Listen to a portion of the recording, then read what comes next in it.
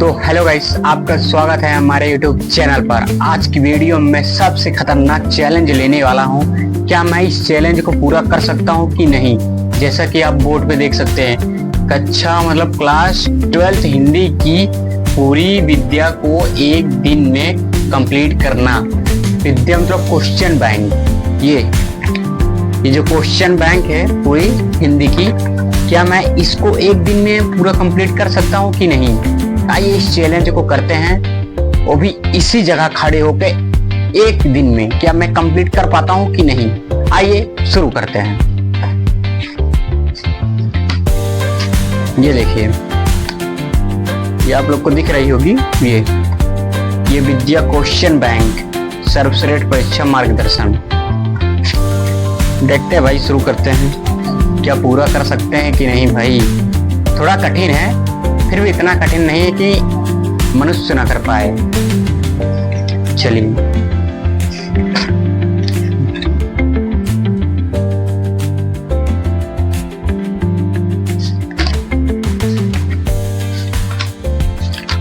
मैं शुरू करता हूं। चैप्टर 1 हिंदी का चैप्टर 1 से। हिंदी का चैप्टर 1 है राष्ट्र का स्वरूप। चलिए पढ़ते हैं क्वेश्चन पहले।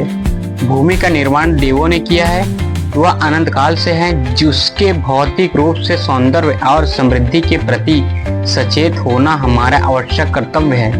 भूमि के पार्थिव स्वरूप के प्रति हम जितने अधिक जागरूक होंगे, उतनी ही हमारी राष्ट्रीयता बलवती हो सकेगी। यह पृथ्वी सच्चे अर्थों में समस्त राष्ट्र विचारधाराओं की जननी है। जो राष्ट्रीयता पृथ्वी के साथ नहीं जुड़ी, वह निर्मूल होती है। राष्ट्रीयता की जड़ें पृथ्वी में जितनी गहरी होगी, उतनी ही राष्ट्रीय भावों का अंकुर पल्लवित होगा। इसलिए पृथ्वी के भौतिक स्वरूप की अद्योपांत जानकारी इसलिए पृथ्वी के लिए भौतिक स्वरूप की अद्योपांत जानकारी प्राप्त करना उसकी सुंदरता, उपयोगिता और महिमा को पहचानता आवश्यकता धर्म देता है। ठीक, इसमें देखिए क्वेश्चन कैसे बनते हैं। उपयुक्त गद्यांश के पाठ और लेखक का नाम बताइए। कि पूछ रहा है ये उपयुक्त गद्यांश पाठ और लेखक का नाम। पाठ का नाम क्या है? पाठ का नाम है हमारे राष्ट्र का स्वरूप, और लेखक है इसके डॉक्टर वासुदेव शरण अग्रवाल। ठीक, चलिए शुरू करते हैं आगे। दूसरा क्वेश्चन, आंशिक रेखांकित अंश की व्याख्या कीजिए। रेखांकित अंशों की व्याख्या कीजिए। रेखांकित अंश की व्याख्या। डॉक्टर वासुदेव शरण अग्रवाल के अनुसार राष्ट्रीयता और पृथ्वी का संबंध अटूट और अनिवार्य रूप से आवश्यक है। इसलिए पृथ्वी के साथ राष्ट्रीयता का संबंध अथवा आधार जितना अधिक मजबूत होगा, उतना ही अधिक राष्ट्रीय भावनाओं का विकास भी संभव होगा। उतना ही राष्ट्रीय भावनाओं का विकास भी संभव होगा। जिस राष्ट्रीयता का संबंध पृथ्वी के साथ नहीं होगा, वह राष्ट्रीयता निराधार होती है। इस दृष्टि से प्रत्येक व्यक्ति का यह परम आवश्यक कर्तव्य एक धर्म है कि वह पृथ्वी के भौतिक स्वरूप से पूरी तरह से परिचित रहे, साथ ही उसके सौंदर्य, उपयोगिता एवं महत्व की भी अधिकाधिक जानकारी रखें। और तीसरा प्रश्न, राष्ट्र भूमि के प्रति हमारा आवश्यक कर्तव्य क्या है? राष्ट्रीय भूमि के प्रति हमारा कर्तव्य क्या होना चाहिए, उसके बारे में बताया गया। आइए शुरू करते हैं। राष्ट्र भूमि के प्रति हमारा आवश्यक कर्तव्य है कि हम अपनी इस भूमि के रूप में सुंदरता और समृद्धि के प्रति सचेत रहें और किसी भी दशा में इस भूमि के रूप एवं सौंदर्य आदि को विकृत न होने दें। लेखक के अनुसार जो राष्ट्रीयता पृथ्वी के साथ नहीं जुड़ी होती, निर्मूल होती है। ठीक, और कह रहा है किस प्रकार की राष्ट्रीयता को लेखक ने निर्मूल कहा है। अब इस क्वेश्चन को मैं चलिए बताते हैं आपको। लेखक के अनुसार जो राष्ट्र पृथ्वी के साथ जुड़ी होती है वह निर्मूल होती है। ठीक, चलिए क्वेश्चन 5, यह पृथ्वी सच्चे अर्थों में क्या है? यह जो पृथ्वी है हमारी, ये धरती माँ, ये सच्चे अर्थों में क्या है उसके बारे में बताया है। चलिए,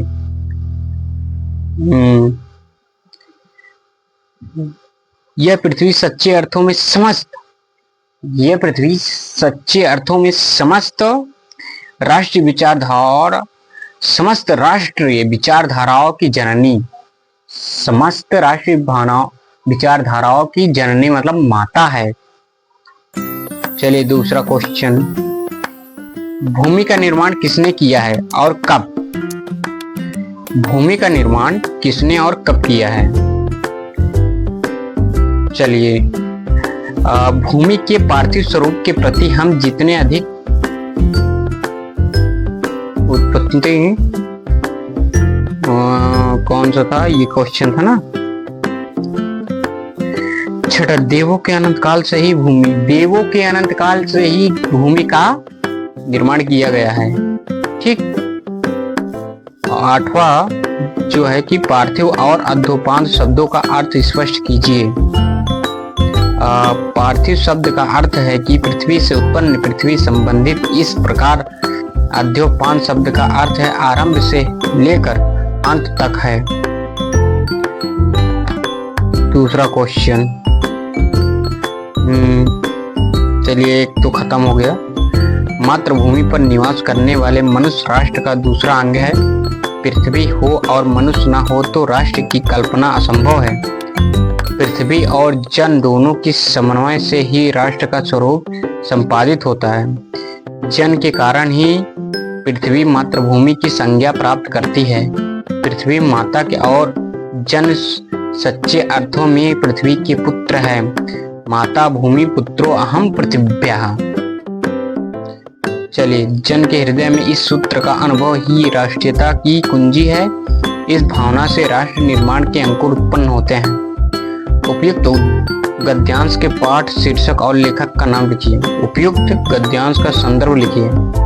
रेखांकित अंशों की व्याख्या कीजिए। राष्ट्र की कल्पना कब असंभव है इसको बताइए। पृथ्वी और जन दोनों मिलाकर क्या बनाते हैं? क्वेश्चन दिए हैं। ये सब सारे क्वेश्चन हैं जो कि यूपी बोर्ड क्लास 12th में बहुत ही इंपॉर्टेंट हो। तो क्या मैं इस चैलेंज कर सकता हूँ कि नहीं भाई? अभी तो ये चैप्टर का दूसरा गद्यांश पढ़ रहा हूँ और इसमें ये हालत है। चलिए आगे क्या होता है, आपको पूरा वीडियो देखेंगे तभी मजा पाएंगे आप। चलिए,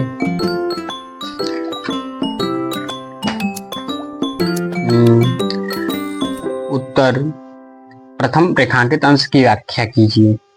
राष्ट्र के स्वरूप का निर्माण पृथ्वी और मनुष्य दोनों की विद्यमानता की स्थिति में ही संभव है। पृथ्वी पर मनुष्य का निवास होता है, तभी पृथ्वी मातृभूमि कहलाती है। जब तक किसी भूभाग पर निवास करने वाले मनुष्य भूमि को माता और स्वयं को उस भूमि का पुत्र नहीं मानते हैं, तब तक उनसे राष्ट्रीयता की भावना उत्पन्न नहीं हो सकती।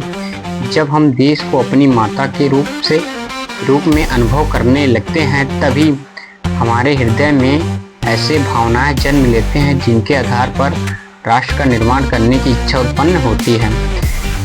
ठीक, प्रश्न दूसरा, मनुष्य के बिना राष्ट्र की कल्पना संभव है? उत्तर है उसका। और तीसरे का उत्तर है, पृथ्वी और जन दोनों मिलाकर राष्ट्र का स्वरूप बनाते हैं। पृथ्वी पर जन का निवास होने पर वह मातृभूमि की संज्ञा प्राप्त होती है।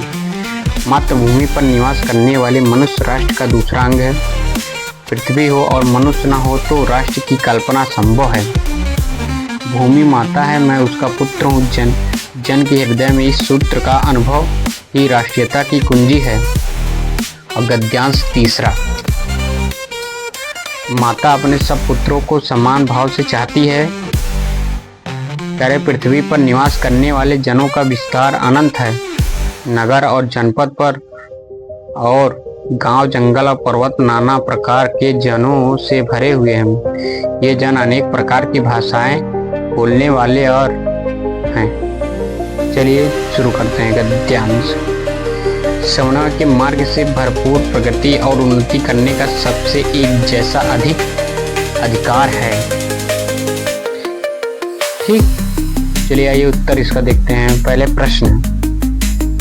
प्रश्न है उपयुक्त गद्यांश के पाठ और लेखक का नाम लिखिए।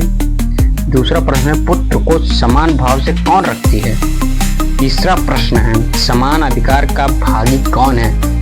समान अधिकार का भागी कौन है। अब पृथ्वी पर किसका विस्तार अनंत है। और अनंत पांचवा क्वेश्चन है जो अनंत और जनपद शब्द का अर्थ लिखिए। छठा क्वेश्चन है माता अपने सब पुत्रों को किस भाव से चाहती है। सातवां क्वेश्चन है राष्ट्र के प्रत्येक अंग की सुध हमें क्यों लेनी चाहती है। हृदय और ब्रह्मांड शब्द का अर्थ स्पष्ट कीजिए। रेखांकित अंशों की व्याख्या कीजिए। राष्ट्र किसे पीछे छोड़कर आगे नहीं बढ़ सकती। 10वां क्वेश्चन और 11वां क्वेश्चन समन्वय के मार्ग से क्या प्राप्त हो सकता है। चलिए आगे इसका उत्तर देखते हैं।